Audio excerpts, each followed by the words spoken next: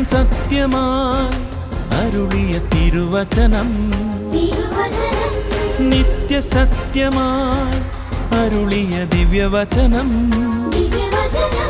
ശാന്തിയായി ദീപമായി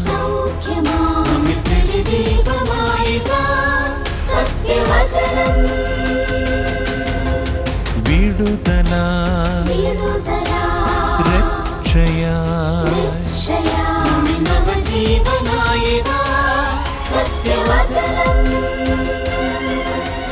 സത്യം സത്യമാ സത്യം സത്യമാ സത്യം സത്യമാ സത്യം സത്യമാ.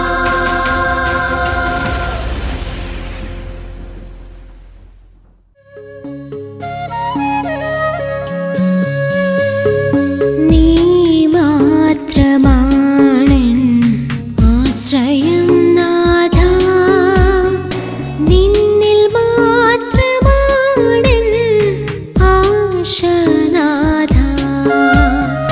നീ മാത്രമാണെൻ ആശ്രയം നാഥാ, നിന്നിൽ മാത്രമാണെൻ ആശ നാഥാ.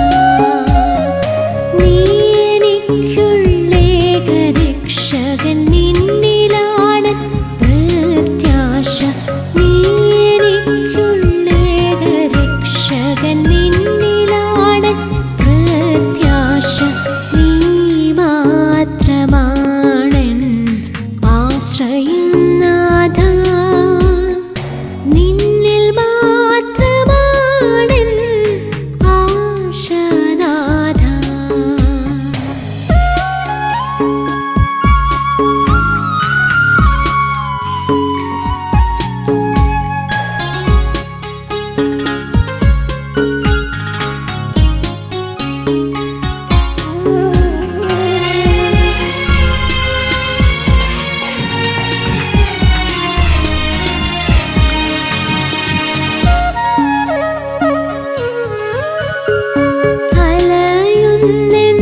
അലയുന്നെന്നാത്മാവിൻ ആശ്രയം നീയേ, അലകൾക്കുമീതെ നടന്നവനേ.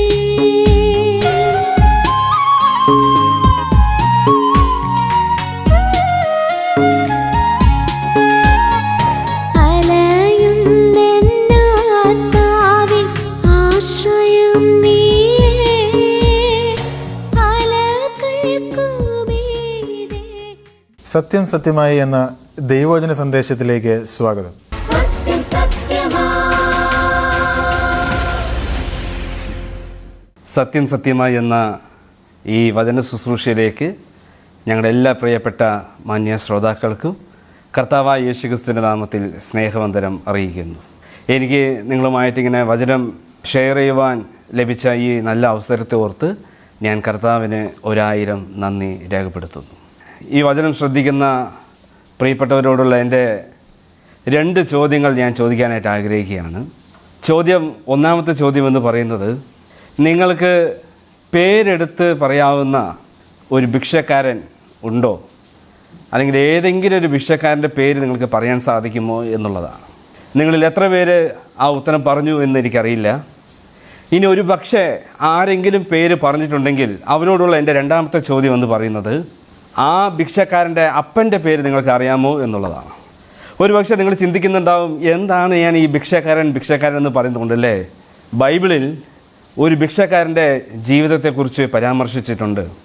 അദ്ദേഹത്തിൻ്റെ പേരും അദ്ദേഹത്തിൻ്റെ അപ്പൻ്റെ പേരും അദ്ദേഹത്തിൻ്റെ ജീവിതത്തിൽ എന്ത് സംഭവിച്ചു എന്നിത്യാദി കാര്യങ്ങളെ സംബന്ധിച്ച് തിരുവചനത്തിൽ വളരെ വ്യക്തമായി രേഖപ്പെടുത്തിയ ആ സംഭവമാണ് ഞാൻ ഇന്ന് നിങ്ങളുമായിട്ട് സംസാരിക്കാനായിട്ട് ആഗ്രഹിക്കുന്നത്. കർത്താവ് നമ്മളെ സഹായിക്കട്ടെ. അതിനായിട്ട് മർക്കോസ് എഴുതിയ സുവിശേഷം 10-ാമത്തെ അധ്യായം അതിൻ്റെ 46 മുതൽ 52 വരെയുള്ള വാക്യങ്ങൾ നമുക്ക് വായിച്ച് അതിൽ നിന്ന് ചില സത്യങ്ങൾ നമുക്ക് ഒരുമിച്ച് പഠിക്കാം എന്നാണ് ഞാൻ ആഗ്രഹിക്കുന്നത്. മർക്കോസ് എഴുതിയ സുവിശേഷം 10-ാമത്തെ അധ്യായം 46 മുതൽ 52 വരെയുള്ള വാക്യങ്ങൾ ഞാൻ വായിക്കുന്നു. അവർ എരിഹോവിലെത്തി. പിന്നെ അവൻ ശിഷ്യന്മാരോട് വലിയ പുരുഷാരത്തോടും കൂടെ എരിഹോവിൽ നിന്ന് പുറപ്പെടുമ്പോൾ തിമായിയുടെ മകനായ ബർത്തിമായി എന്ന കുരുടനായ ഒരു ഭിക്ഷക്കാരൻ വഴിയരികെ ഇരുന്നിരുന്നു. നസറനായ യേശു എന്ന് കേട്ടിട്ട് അവൻ, ദാവീദ് പുത്ര യേശുവേ, എന്നോട് കരുണ തോന്നണമേ എന്ന് നിലവിളിച്ചു തുടങ്ങി. മിണ്ടാതിരിപ്പാൻ പലരും അവനെ ശാസിച്ചിട്ടും, ദാവീദ് പുത്ര എന്നോട് കരുണ തോന്നണമേ എന്ന് അവൻ ഏറ്റവും അധികം നിലവിളിച്ചു പറഞ്ഞു. അപ്പോൾ യേശു നിന്നു അവനെ വിളിപ്പിൻ എന്ന് പറഞ്ഞു. ധൈര്യപ്പെടുക, എഴുന്നേൽക്ക, നിന്നെ വിളിക്കുന്നു എന്ന് അവർ പറഞ്ഞു. കുരുടനെ വിളിച്ചു. അവൻ തൻ്റെ പുതപ്പ് ഇട്ടും കളഞ്ഞ് ചാടി എഴുന്നേറ്റ് യേശുവിൻ്റെ അടുക്കൽ വന്നു. യേശു അവനോട്, ഞാൻ നിനക്ക് എന്ത് ചെയ്തു തരണമെന്ന് നീ ഇച്ഛിക്കുന്നു എന്ന് ചോദിച്ചതിന്, റബ്ബൂനി, എനിക്ക് കാഴ്ച പ്രാപിക്കണമെന്ന് കുരുടൻ അവനോട് പറഞ്ഞു. യേശു അവനോട്, പോക, നിന്റെ വിശ്വാസം നിന്നെ രക്ഷിച്ചിരിക്കുന്നു എന്ന് പറഞ്ഞു.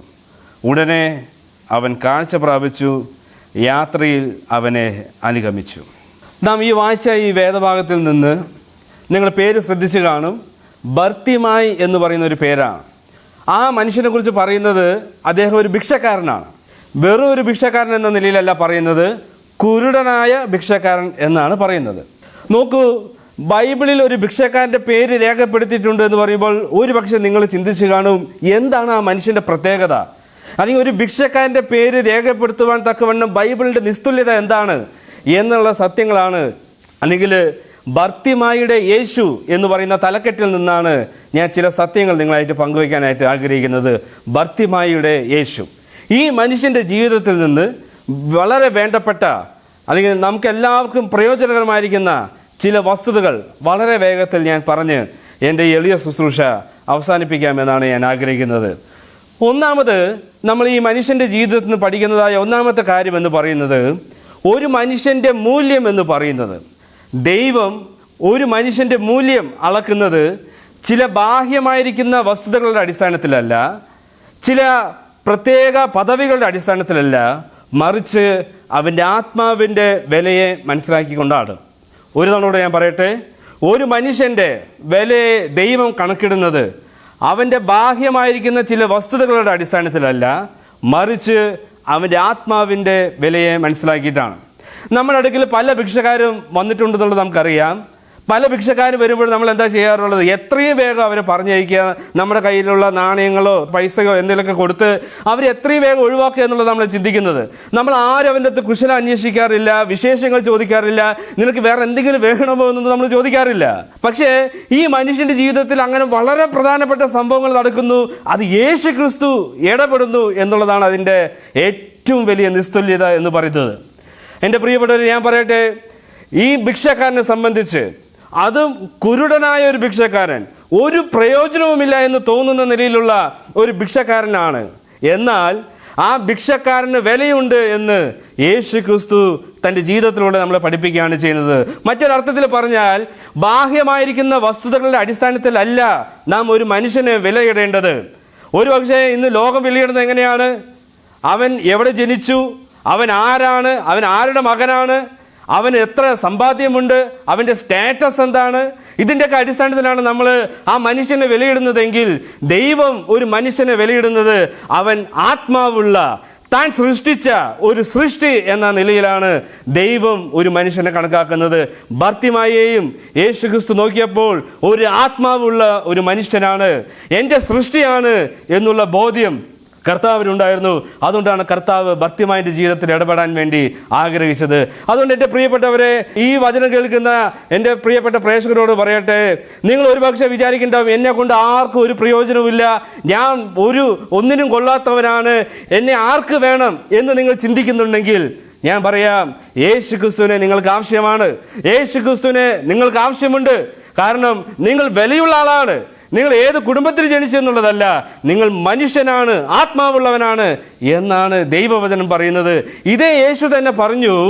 എന്താ പറഞ്ഞത്? ഒരു മനുഷ്യൻ സർവ്വലോകവും നേടിയിട്ടും തൻ്റെ ആത്മാവിനെ നഷ്ടപ്പെടുത്തിയാൽ അവർ എന്ത് പ്രയോജനം? അല്ല, ആ ആത്മാവിനെ വീണ്ടെടുക്കുവാൻ അവൻ എന്ത് മറുവില കൊടുക്കുമെന്നാണ് ചോദിച്ചത്. എന്ന് വെച്ചാൽ എന്താ, ഒരു മനുഷ്യന്റെ ജീവന്റെ വില എന്ന് പറയുന്നത് ഈ ലോകത്തിലുള്ള മറ്റെന്തിനേക്കാളും എന്ത് കൊടുത്താലും മതിവരാത്തത്രവണ്ണം ജീവന്റെ പ്രാധാന്യം ഒരു മനുഷ്യനുണ്ട്. അത് യേശുക്രിസ്തുവിന് നന്നായി അറിയാം.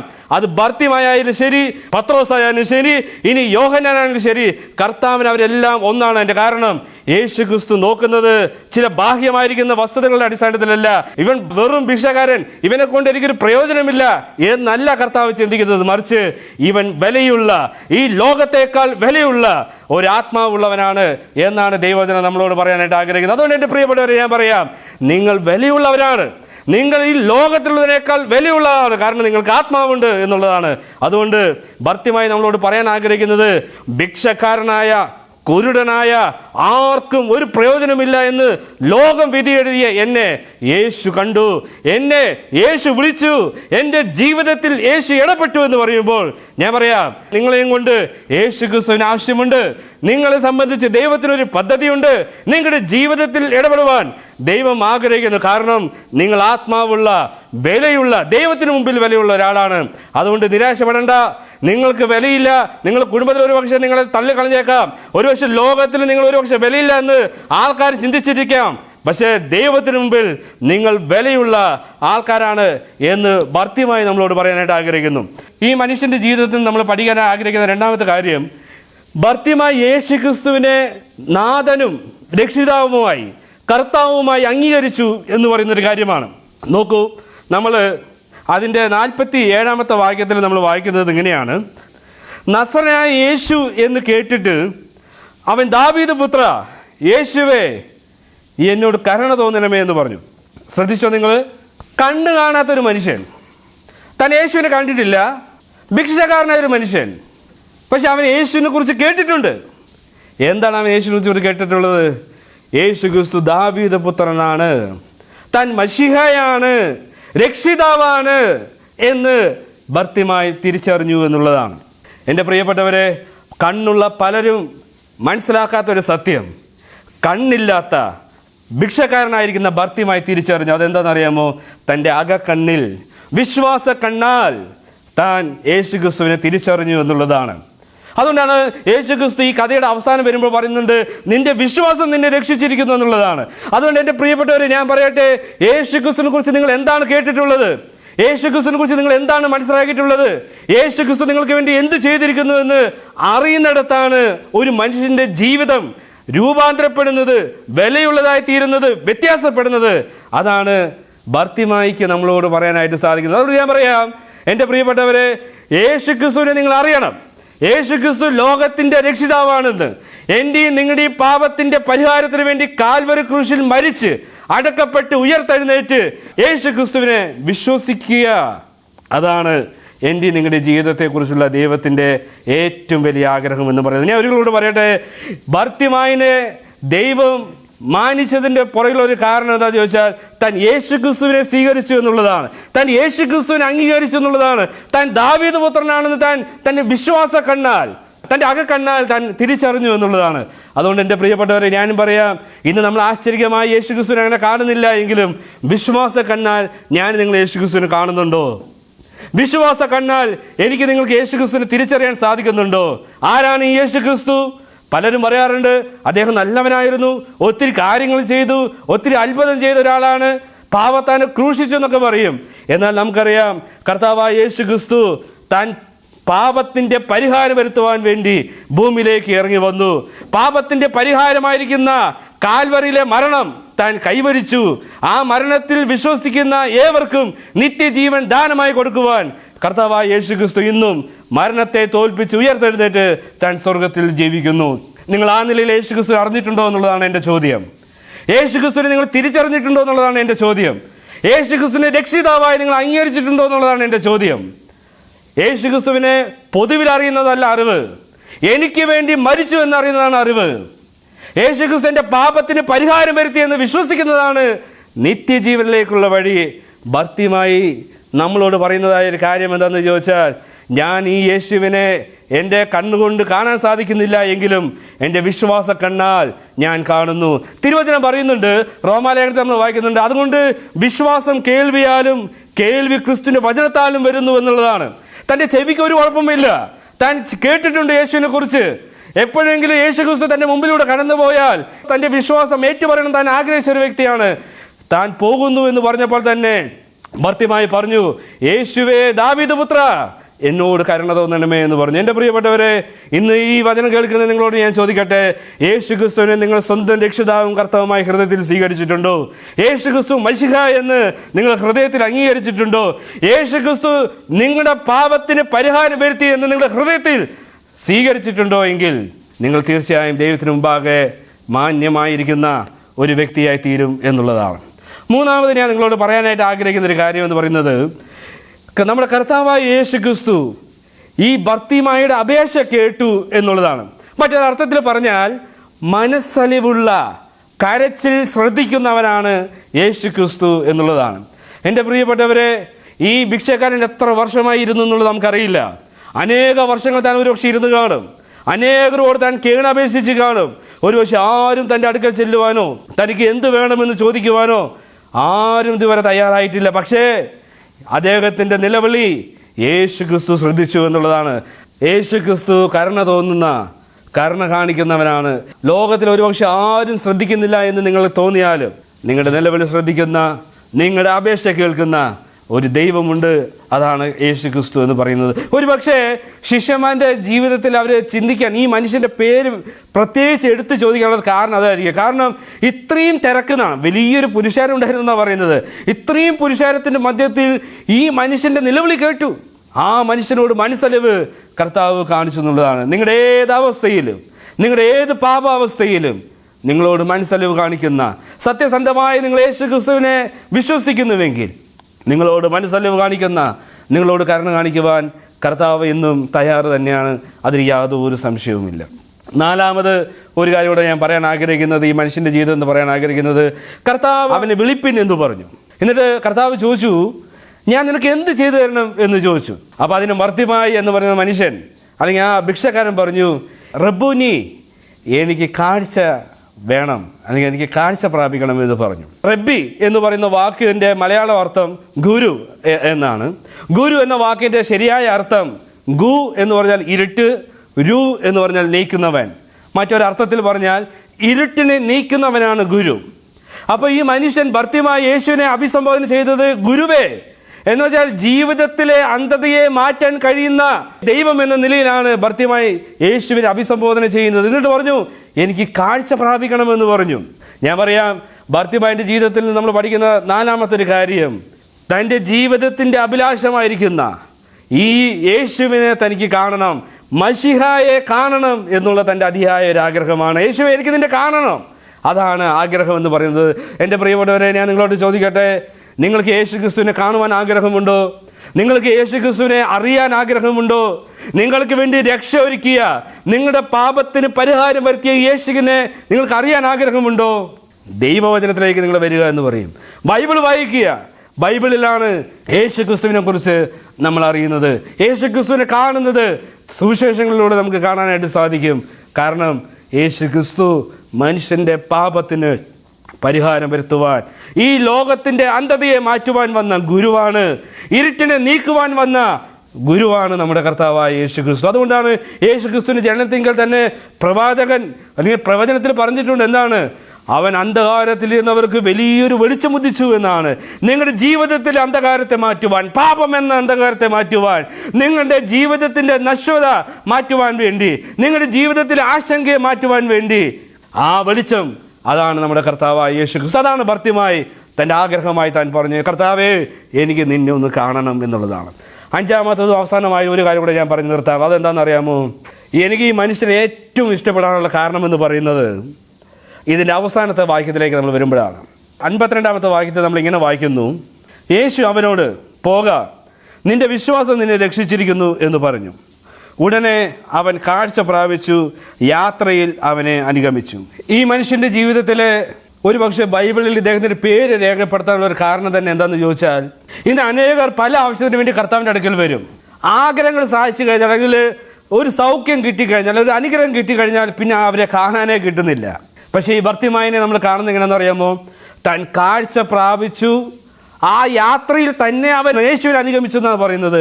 എൻ്റെ പ്രിയപ്പെട്ടവരെ, ജീവിതത്തിലെ കേവലം അനുഗ്രഹങ്ങൾക്ക് വേണ്ടി മാത്രമല്ല നമ്മൾ കർത്താവിനെ അനുഗമിക്കേണ്ടത്, കർത്താവിൽ വിശ്വസിക്കേണ്ടത്. പിന്നെ എന്തിനു വേണ്ടിയാണ്? എൻ്റെയും നിങ്ങളുടെയും ആത്മാവിനെ രക്ഷ ഒരുക്കിയ, എനിക്ക് നിങ്ങൾക്ക് വേണ്ടി പാപത്തിൻ്റെ പരിഹാരം വരുത്തിയ ഈ യേശു ക്രിസ്തുവിനെ അല്ലാതെ വേറെ ആരെയാണ് നമ്മൾ അനുഗമിക്കേണ്ടത്? യേശുവിനെ അനുഗമിക്കണം. കാരണം ആ യേശു ക്രിസ്തുവാണ് എന്നെ വിലയേറിയതായി എണ്ണിയത്. ആ യേശു ക്രിസ്തുവാണ് ഈ ലോകത്തിൻ്റെ മശിഹയായിരിക്കുന്നത്. ഈ യേശു ക്രിസ്തുവാണ് എൻ്റെ നിലവിളി ശ്രദ്ധിക്കുന്നത്, എൻ്റെ അപേക്ഷ കേൾക്കുന്നത്. ഈ യേശു ക്രിസ്തുവാണ് എനിക്ക് ആത്യന്തികമായിരിക്കുന്ന എല്ലാ നന്മകളും നൽകുന്നത്. അങ്ങനെയെങ്കിൽ ഞാൻ നിങ്ങളും ഈ യേശു ക്രിസ്തുവിനെ അനുഗമിക്കുന്നുണ്ടോ? ഈ യേശു ക്രിസ്തു അനുഗമിക്കാൻ നിങ്ങൾക്ക് ആഗ്രഹമുണ്ടോ എന്നുള്ളതാണ്. കാരണം കർത്താവ് പറഞ്ഞു, എൻ്റെ പിന്നാലെ വരുവിൻ, എൻ്റെ നുകം ഏറ്റുകൊണ്ട് എന്നോട് പഠിപ്പിൻ, അധ്വാനിക്കുന്നതിനും ഭാരം ചുമക്കുന്നതിനുമായുള്ളവരെ എല്ലാവരും എൻ്റെ അടുത്ത് വരുവിൻ, ഞാൻ നിങ്ങളെ ആശ്വസിപ്പിക്കാം എന്നാണ് പറഞ്ഞത്. എൻ്റെ പ്രിയപ്പെട്ടവരെ, ഈ നല്ലവനായിരിക്കുന്ന കർത്താവിനെ നിങ്ങൾ തിരിച്ചറിഞ്ഞിട്ടുണ്ടോ? ഭർത്തിമായിൻ്റെ ജീവിതത്തിൽ ഭർത്തിമായിൻ്റെ ഏറ്റവും വലിയ സന്തോഷം എന്താണെന്ന് ചോദിച്ചാൽ, തനിക്ക് രക്ഷ തന്ന ക്രിസ്തുവിനെ, തനിക്ക് സൗഖ്യം തന്ന ഈ യേശുവിനെ താൻ ഒട്ടും സമയം പാഴാക്കാതെ താൻ അങ്ങനെ കർത്താവിനെ അനുഗമിക്കുകയാണ് ചെയ്തത്. ഞാൻ ചോദിക്കട്ടെ, നിങ്ങൾക്ക് യേശു ക്രിസ്തുവിനെ അനുഗമിക്കുവാൻ തീരുമാനമുണ്ടോ? ഈ യേശു ക്രിസ്തുവിനെ വിശ്വസിക്കുവാൻ നിങ്ങൾക്ക് ആഗ്രഹമുണ്ടോ? ബൈബിൾ പറയുന്നത്, ഇന്നാകുന്നു രക്ഷാ ദിവസം, ഇന്നാകുന്നു സുപ്രസാദ കാലം. യേശു ക്രിസ്തുവിനെ വിശ്വസിക്കുവാൻ നിങ്ങൾക്ക് ഏറ്റവും പറ്റിയ സമയം എന്ന് പറയുന്നത് ഈ സമയമാണ്. ഒരു പക്ഷേ കർത്താവ് ഇത് കടന്നു പോകുന്ന സമയത്ത് ഈ ഭർത്തിമായി മിണ്ടാതിരുന്നുവെങ്കിൽ ഞാൻ പറയാം, ആ മനുഷ്യന് കാഴ്ച കിട്ടില്ല, ആ മനുഷ്യനെ ഒരിക്കലും കർത്താവിനെ അനുഗമിക്കാനായിട്ട് സാധിക്കില്ലായിരുന്നു. പക്ഷേ താൻ തക്ക സമയത്ത് യേശു ക്രിസ്തുവിനെ അറിഞ്ഞപ്പോൾ തന്നെ, ഉടനെ തന്നെ യേശു ക്രിസ്തുവിനെ താൻ വിശ്വസിച്ചു, താൻ യേശു ക്രിസ്തുവിനെ അനുഗമിച്ചു. ഈ യേശു ക്രിസ്തു മെശിഹയാണെന്ന് താൻ വിശ്വസിച്ചു. ഞാൻ പറയട്ടെ, ഞാനൊരു പാപിയാണെന്നും എൻ്റെ പാപത്തിന് വേണ്ടിയാണ് ഈ യേശു ക്രിസ്തു ലോകത്തിൽ വന്ന് മരിച്ചതെന്നും ആ പാപത്തിൻ്റെ പരിഹാരം പൂർണ്ണമായും കാൽകുരിശിൽ വരുത്തിയെന്നും ഞാൻ നിങ്ങൾ വിശ്വസിച്ചാൽ, അത് ഏറ്റുപറഞ്ഞാൽ, ആ ഏറ്റുപറഞ്ഞ് കർത്താവിനെ അനുഗമിച്ചാൽ നാം നിത്യജീവൻ്റെ അവകാശികളായി തീരും. ദൈവം ഈ വചനങ്ങളാൽ എന്നെയും നിങ്ങളെ അനുഗ്രഹിക്കട്ടെ എന്ന് ആശംസിച്ചും പ്രാർത്ഥിച്ചും എൻ്റെ വാക്കുകളെ നിർത്തുന്നു. ദൈവനാമത്തിന് ഏറ്റവും മഹത്വമുണ്ടാകട്ടെ. തരികില്ലേ ലോകം തെല്ലൊരാശ്വാസം, തോരാത്ത കണ്ണുനീരൊന്നു മാത്രം.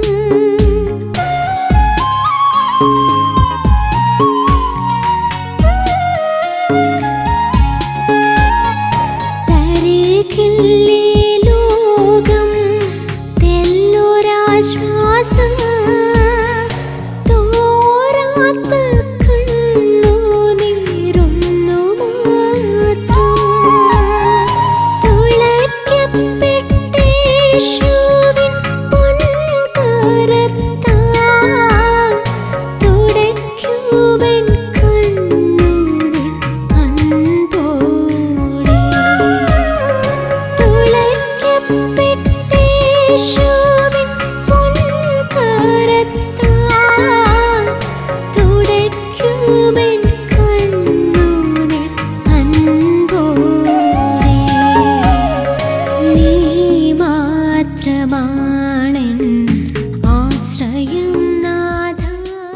കർത്താവിൻ്റെ അടുക്കൽ വന്ന് സൗഖ്യം പ്രാപിച്ച് മടങ്ങിയ ബർത്തിമായിയെക്കുറിച്ചാണ് നാം ദൈവവചനത്തിലൂടെ കേട്ടുകൊണ്ടിരുന്നത്.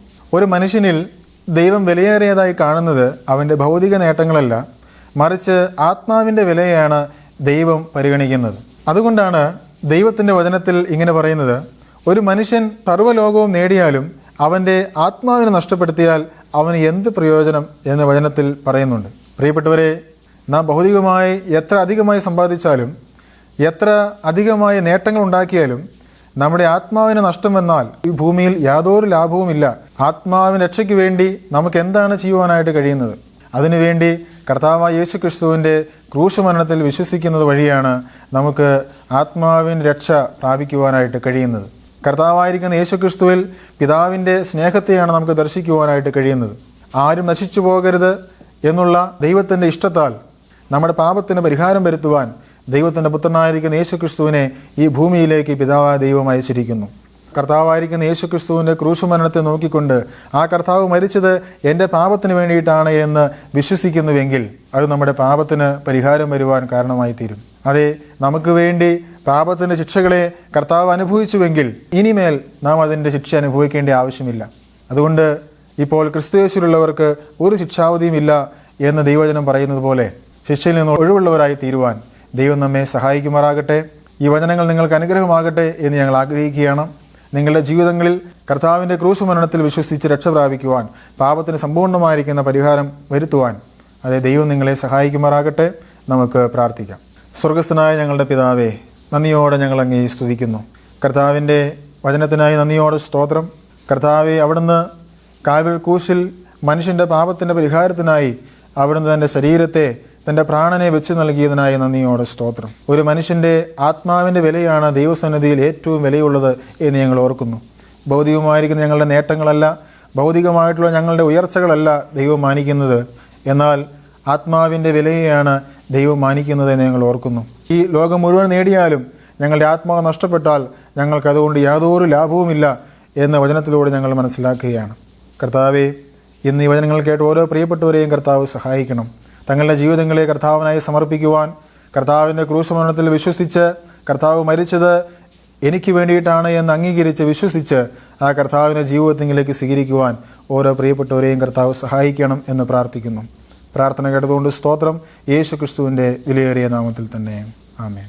ഈ പ്രോഗ്രാം നിങ്ങൾക്ക് അനുഗ്രഹമായി എന്ന് ഞങ്ങൾ വിശ്വസിക്കുന്നു. നിങ്ങളുടെ വിലപ്പെട്ട അഭിപ്രായങ്ങളും നിർദ്ദേശങ്ങളും പ്രാർത്ഥന ആവശ്യങ്ങളും ഞങ്ങളെ അറിയിച്ചാലും ഞങ്ങൾ നിങ്ങൾക്ക് വേണ്ടി പ്രാർത്ഥിക്കുന്നതായിരിക്കും. ഞങ്ങളുമായി ബന്ധപ്പെടേണ്ട വിലാസം Agape gospel ministries, 87 Maithri Nagar, Asramam, Kollam. Email ID satyamsatyamai@gmail.com. Phone number 8136936648. Bible സംബന്ധമായ നിങ്ങളുടെ സംശയങ്ങളും ചോദ്യങ്ങളും ഞങ്ങളുടെ വാട്സപ്പ് നമ്പറിലൂടെ ഞങ്ങളെ അറിയിച്ചാലും അതിനുള്ള ഉത്തരങ്ങൾ ഞങ്ങൾ നിങ്ങൾക്ക് നൽകുന്നതാണ്. അതോടൊപ്പം തന്നെ ഈ പ്രോഗ്രാമിൻ്റെ മറ്റ് സന്ദേശങ്ങളും പാട്ടുകളും കേൾക്കുവാനായി സത്യം സത്യമായി എന്ന ഫേസ്ബുക്ക് പേജും സത്യം സത്യമായി എന്ന യൂട്യൂബ് ചാനലും സന്ദർശിച്ചാലും ദൈവം നമ്മെ എല്ലാവരെയും അനുഗ്രഹിക്കുമാറാകട്ടെ. വചനം മഴയായി പെയ്തിറങ്ങും, സത്യം മലരായി ഇതൾവിടർത്തും. സത്യം സത്യമാ, സത്യം സത്യമാ, സത്യം സത്യമാ.